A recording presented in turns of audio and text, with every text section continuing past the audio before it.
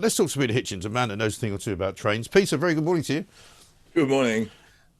Very nice to see you. I mean, it's come to something, hasn't it, when we're arguing about trains being painted the wrong colour, not actually about whether they're running or not. Well, I suppose it's. I refuse to be provoked by this stuff. I think it's partly done to annoy people like you and me, and it would frustrate them all the more if we just let it pass. Yes, well, I My shall take favorite, my that hint. favorite training, my favorite train experience was during the Great Panic when they painted an actual COVID mask onto one of the trains that I travelled on from Oxford to London. They painted a Morris, mask on it. Morris, yeah, they painted a COVID mask Oh, onto the God. Yeah. Morris the Masked Engine, I called it. Yes, interesting. Some interesting stories coming out of the COVID sort of inquiry lately, aren't there? And many more stories now about the excess deaths and all of that. I'm not sure this is the time to get into that, but suddenly there are an awful lot of people saying that you were right all along. Again, Well, as usual, yeah. But always too late. yes, quite. Now the election is only 4 weeks away. We've Only been. 4 weeks. It seems like we've been doing it for a long Stretches time. out like the Sahara Desert. I Four know. weeks. It seems like we've been doing Four it for a long weeks. time. But I mean, how much longer can they continue to roll out these new policies that they seem to be inventing like literally every 5 minutes? Well, it seems to me that in the case of the government, they're actually mounting quite a strong attack on themselves by rolling out policies that implicitly criticise everything they've been doing for the past 14 years. Well, good, I suppose. Right. Some sort of recognition of failure and folly, but in the end, public relations machines can churn out stuff like this until forever. I don't. It's not. You can imagine anything, really, can't you? So they will. I wouldn't expect it to stop. No, but I wonder whether people are taking any of it in because I mean, I watched the debate. I don't know whether you did. But some of the things they're arguing about are things that haven't happened yet. But they will happen. I think, interestingly enough, I think the tax row is important because the reason why I think Keir Starmer took so long to respond to it is because in his heart he knows perfectly well that he is going to be raising Right. taxes very substantially, and so he couldn't really say, well, no, it's not going to be 20,000, it's going to be 40,000 or whatever it is. Right. He just had to take it because wherever Rishi Sunak had got the figure from, and of course, no doubt quite a lot of it came from the Department of Imagination. It's almost certain to be right that the incoming Labour government, if it ever exists, will greatly increase taxes. Jeremy Hunt's initiative this morning is also quite clever because it points the way. I strongly suspect that the only route they have left open to them is to turn the council tax into a wealth tax. Yes. Well, funnily enough, some That's a people have. very major thing, a huge raiser of money for Yeah. all the things they say they're going to do, but also it will largely attack the people who would never vote for them anyway. So I think that that is the door they've left open by saying no VAT increase, no income tax increase. What is the left? They can't increase fuel duty because there'll be a revolt if they do that. So that is what they have to do. And I think if people want to know what's going to happen under a Starmer government, no one will tell them because, like the Blair lot in 1997, they're keeping secret probably at least three major things which we'll learn of in the first month. But it's pretty easy to deduce from the rest of what they say what they're going to do about tax. Yes. Well, it's interesting because people have started to pick up on the phraseology of their words. They're saying things like "we will not tax working people," and so people What does have that taken mean? that. Well, people have taken that to mean, well, does that mean you might start taxing pensioners? Does it mean you might start taxing things like ISAs? You might start taxing savings, as you say. They could start taxing houses in a different way, a bit like they do in America, whereas people pay prodigious amounts of tax on the ownership of their property.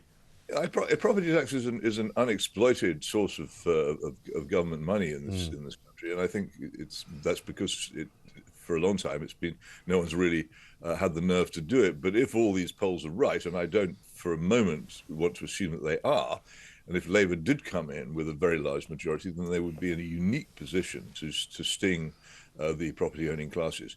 And of course, they would use the argument that these are the baby boomers, people like me who've had a tremendously soft time and never did a stroke of work in their lives and ended up sitting on huge property mountains, and redress the balance between them and the upcoming generation. Of course, what it actually means is they'll take lots of money from people who've saved all their lives. Yeah. and splurge it on government spending. But that's the way they'll sell it, and a lot of people will buy that, and it will, I think, be quite popular with a large part of the electorate. It's a major risk, I think, coming. There's always been, ever since the colossal overspending over the panic left the exchequer in a complete swamp of debt. It's always been a possibility that some sort of wealth tax would emerge out of this, and this strikes me as the ideal opportunity for those who want to impose one. And in a way, they've tried it out, haven't they, with this VAT on private schools, because they've kind of set out their stall and said, look, these are privileged people. You know, these are the sort of people that, you know, we don't like. These are the kind of people who just live very high on the hog and send their children to private school and don't care about you. So we're going to tax them. Yeah, but that's just a simple act of dogmatic spite, which again gives you an entry into Keir Starmer's mind that this is not sort of moderate, ordinary person, but a man motivated by all kinds of class war rubbish. The truth is that the super rich, the privileged, won't suffer at all from higher private school fees. The people who will suffer will be the middle class people who struggle to try and get their children into private schools and now won't be able to afford it. But he doesn't care about that either. The fascinating thing is that it is formed part of his policy array for so long, and was one of the first things he thought of. It's key to the fact that we are in fact dealing here with dogmatic, egalitarian spite-mongers, and that is the sort of government which you will see if people elect or indeed help to bring about, as many seem determined to do, a Labour government. Yeah, it's amazing. It's astonishing to watch so many people in modern Britain determined to ensure the election of a Labour government, even though they don't support it. What do you make of the reform situation? Nigel Farage coming out this week to stand as a candidate, but also to be now the leader of the party, I should say. They're supposedly, according to the polls today, only 2 points behind the Conservatives. They might actually overtake them. I don't know about these polls. I mean, can that be true? The reform doesn't have the money or the organisation on the ground, or anything remotely resembling as it were, the standing of the Tory party. I suppose I rule out nothing in these sort of end times of British politics, but it seems most likely to me that most people who vote Reform will in fact be casting a vote for the Labour Party, because they will just take votes away from the Tories. And I, as you know, we've discussed it, despise the Tories more than any living person. Yeah. But I still dread enormously the arrival of another Labour government. I'm constantly reminded of how I felt back in 1997, when everybody around me would say, well, what does it matter if Blair gets in? The Tories are so useless. Major is such a miserable prime minister. Let's give him a go. He looks nice. And I kept saying, no, he's not nice. And it wasn't nice. And we got many years of extremely unpleasant and damaging government from which the country will never recover, because people had thought that it was okay just to have a holiday. And I think there's the same holiday atmosphere now, which I think will last right up until about midday on July the 5th, when they realise what it is that they've done. Yeah, I mean, I suppose the Labourites would say, but it is time for a change. We do need to get somebody other than the Tories into government. And in fact, we want to change the country, and all the people that are going to vote for us want us to change the country in our own image. And that's what seems to be the trouble. Well, it may be so. I used to be a member and supporter of the Labour Party myself, and I look at this lot, and I don't see any sign among them of any particular talent or good ideas for reforming or making the country better. And undoubtedly, from time to time, in a proper two-party system, there needs to be a change of government. But I don't think that there's any serious preparation for good and useful reform in the Labour Party. I think they are in the grip of a faction of first of all, green frenzy, and this is something which we really do need at least one major party to come out and say we're against the green frenzy and net zero, and also continuing to pursue the sexual revolution agenda and everything that goes with it, and the diversity and equality stuff, which we used to call political correctness, at the expense of almost anything else. And I think the attack on the private schools is symbolic of this. It's petty. It does absolutely no good. It won't raise, I don't think, much in the way of money, and it's just it's an indulgence. Everybody's voting for self-indulgence of one kind or another, rather than for the good of the country. Well, quite. I mean, I actually had the woman who's the director, I think, of the Royal College of Nursing on the other day, and I put it to her that, you know, the NHS could save quite a bit of money if they stopped appointing all these people in diversity and inclusion jobs for about 100,000 a time. And she refused to agree with me and said, actually, no, we definitely need those people because if we didn't have them, nurses would be discriminated against. And I said, well, wouldn't you rather have nurses? And she said no. She wanted more nurses, but she wanted them as well. I think that's a very beautiful illustration of the point. These people are, as I say, dogmatically obsessed. We are, as in much the same way as the unfortunate people living under Soviet rule in Eastern Europe were until 1989. We are now under the control largely of people who are driven by dogma rather than by common sense. And you see it all the time. And anybody who has any dealings with the public sector finds it all the time. And under a Starmer government, this will intensify greatly. Because this isn't just, we've had several attempts, rather feeble attempts by Labour to get back into office since 2010, but they've failed. But now Labour it's got money, it's got some form of unity, it's got a reasonably plausible leader. Though I have to say he performed, I thought, rather weakly on Monday. I thought so, yeah. Regardless of one's politics, it just wasn't a strong performance. It didn't have any presence, it seems to me. But they have got a reasonably plausible leader, and they think they'll win. And they are geared up in much the same way as they were in 1997 to restart the extraordinarily ambitious Blair project to transform the country into somewhere completely different. And so many of the things which happened, as I say, under that Blair government were things which had not been discussed or revealed in manifestos. Remember, the first three things, pretty much, that we got, an extraordinarily brutal raid on private pensions, from which the private pension sector has never recovered. Then there was the independence of the Bank of England, which I would say has actually been an unqualified disaster.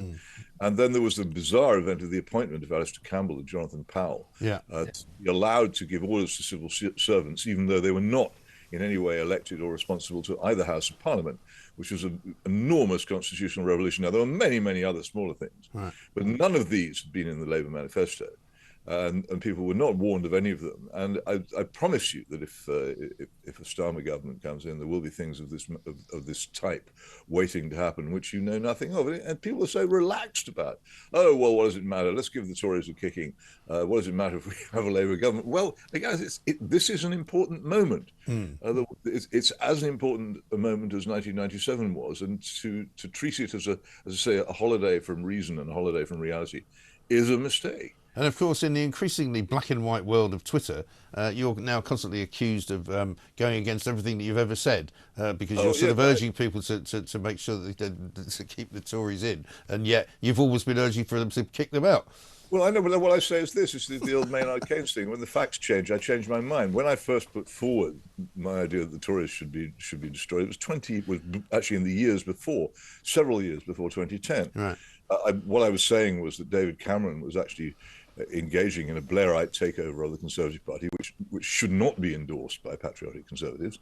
And if it was, it would do immense damage. And also, I said there really wasn't all that much to fear from a tired, worn-out, a continuation for a few years of a tired and worn-out Brown government, led by a man who, in many respects, was actually to the right of David Cameron. Yeah. And I still say that. And the timing of it, had people heeded what I said in 2010, and not endorse Cameron. It nearly happened, remember. He didn't win the election in 2010. He couldn't have got in with that Liberal Democrat support. If the Tory party had collapsed in 2010, we would by now have had a good chance of creating a far, far better patriotic and genuinely conservative party than either the one we had then or the various Thatcher tribute bands roaming the country now. And we might have got somewhere. And also, as I say, we wouldn't have faced all that much danger from Gordon Brown growling in his den for a few extra years in a government which had by then already run out of energy and plans. But now we face this extraordinarily vigorous New Labour revival with limitless ambitions to which people propose to give a gigantic majority. And it's not the same circumstance at all. So as I say, when the facts change, I change my mind. What do you do, sir? Sensible. Well, it's far too sensible for social media, Peter. You should know that by now, but never mind. Well, I know, but you have to try, don't you? And it's almost always a sign for me that I'm onto something when I start being abused by very large numbers of people on Twitter. Yeah, absolutely right. Absolutely right. Peter, good to talk to you. Thank you very much. Peter Hitchens, columnist at the Mail on Sunday.